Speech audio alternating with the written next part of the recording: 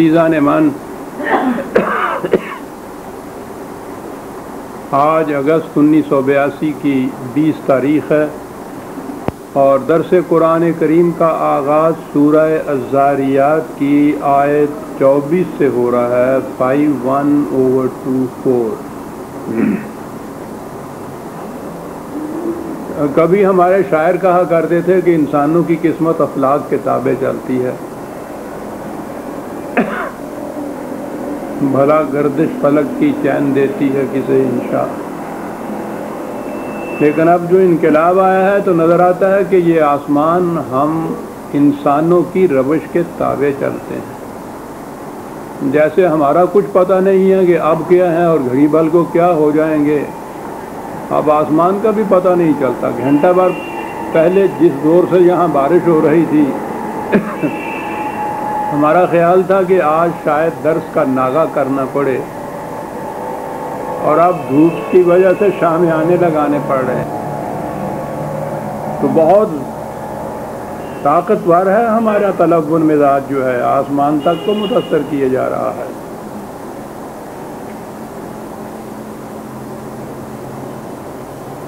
درس کا جیسے میں نے عرض کیا ہے آغاز سورہ 24 سے ہو رہا ہے، آیت 24 سے ہو رہا ہے سورہ 51 سے۔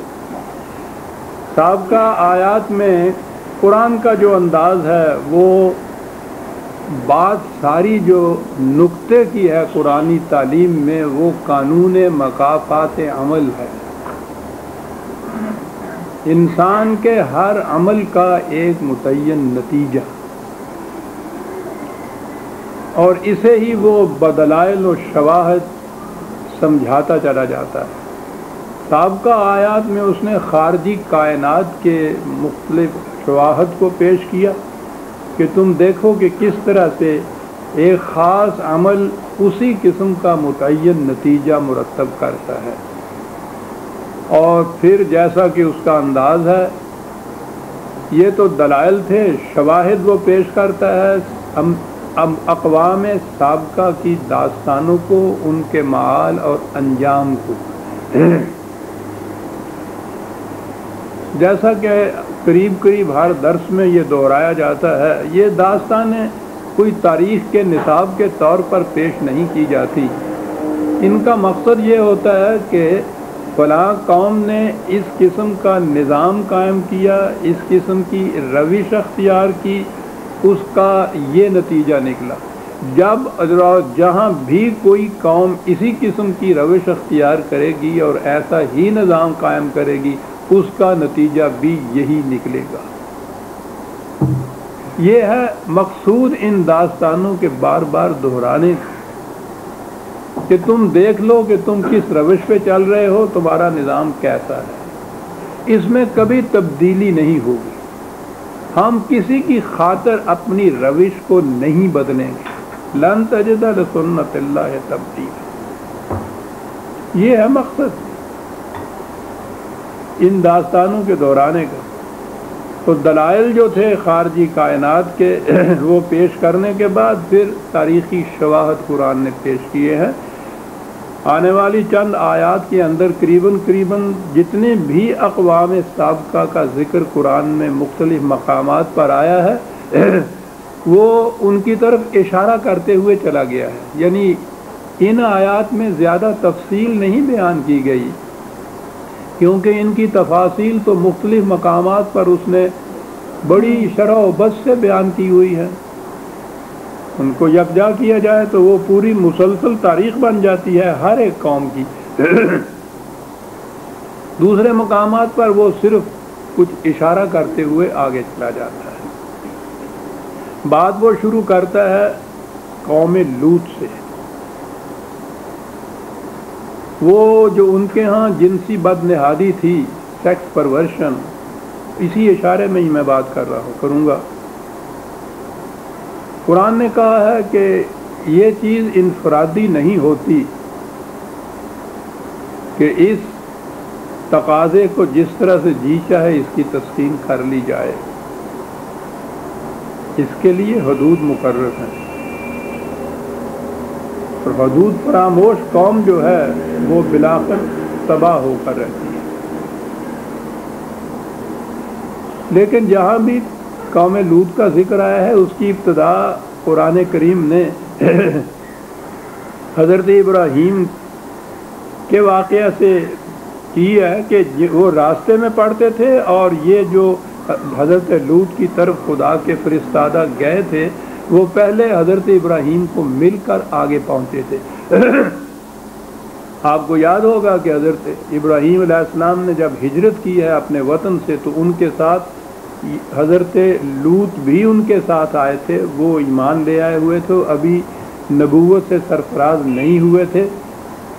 تاریخ بتاتی ہے کہ وہ آپ کے بھتیجے تھے، لیکن بہرحال وہ آپ کے ساتھ ہی آئے، لیکن وہ تو یہ جسے ڈیڈ سی آج کہتے ہیں بحر میت، وہ یہ فلسطین کے علاقوں کے اندر گرد و پیش ہی تمام کا اقوام تھیں اور تمام انبیاء کرام آئے تھے، تو وہ تو وہاں سیٹل ہو گئے۔ اور حضرت ابراہیم علیہ السلام فلسطین کے ان علاقوں میں جو شام کے ساتھ ملتا ہے، یا یوں کہیے کہ شام کے علاقوں کے اندر، اور وہاں سے اپنے ایک بیٹے اسماعیل کو انہوں نے حجاز میں بسایا اور یہاں انہوں نے بیت اللہ کی بنیاد رکھی۔ تو راستے میں یہ پڑھتے تھے، یہ اس دور کا ذکر ہے جب حضرت لوط بحر میت پہ نبوت سے سرفراز ہو چکے ہوئے تھے اور حضرت ابراہیم علیہ السلام ادھر شام کے علاقے میں۔ تو ذکر قرآن یوں کرتا ہے کہ اس کے فرستادہ جو حضرت لوط کی طرف گئے تھے وہ راستے میں حضرت ابراہیم علیہ السلام سے ملتے ہوئے گئے، اور اس کے لیے بھی ایک یوں ہی نہیں راستے میں وہ ملتے ہوئے گئے، ایک اہم فریضہ ان کے ذمہ تھا، ایک خوشخبری تھی جو حضرت ابراہیم کو دینی تھی۔ حل ادا کا حدیث و ضیف ابراہیم المکرمین، کہ رسول کیا تمہیں ابراہیم کے مہمانوں کا جو بڑے ہی معزز تھے ان کا ذکر بھی آپ کے سامنے بھی آیا ہے؟ آپ کو معلوم ہے ان کے متعلق؟ یہ انداز ہے قرآن کا بات بیان کرنے کا۔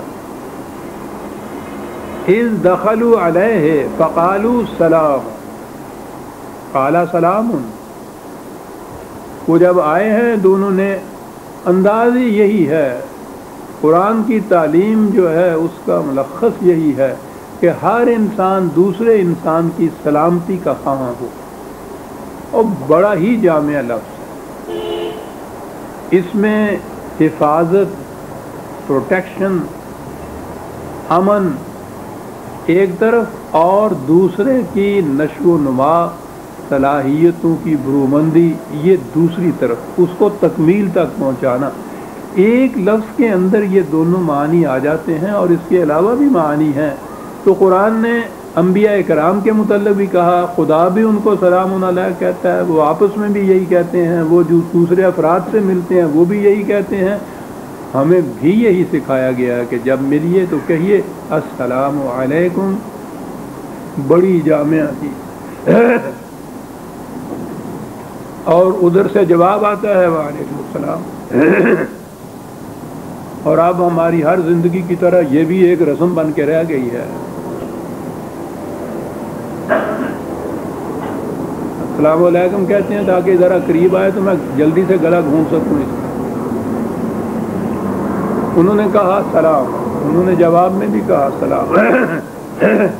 قوم منکرون، وہ کوئی جانے پہچانے ہوئے لوگ نہیں تھے، اجنبی تھے۔ حضرت ابراہیم علیہ السلام پہچان نہیں سکے کہ کون ہیں، لیکن پہچانے نہ بھی جائیں بہرحال مہمان تو تھے، اجنبی مہمان بھی معلوم۔ فراغ الی اہلہ فجاء بعجل سمین، تو چنانچہ وہ گئے اور وہاں سے اس زمانے کی ضیافت جو تھی، دعوت جو تھی، گوشت پہ گزارا تھا ان لوگوں کا، اور بہترین ضیافت گوشت کی ہوتی تھی، تو وہ گئے کہ وہ ایک بچڑے کا، بھنے ہوئے بچڑے کا گوشت لے کر آ گئے۔ فقربہ الیہم قال الا تاکلون، وہ انہوں کے پیش کیا کہ کھائیے، اور انہوں نے نہ کر دی کہ نہیں شکریہ، ہم نہیں کھاتے۔ تو یہ جو ان کا انداز تھا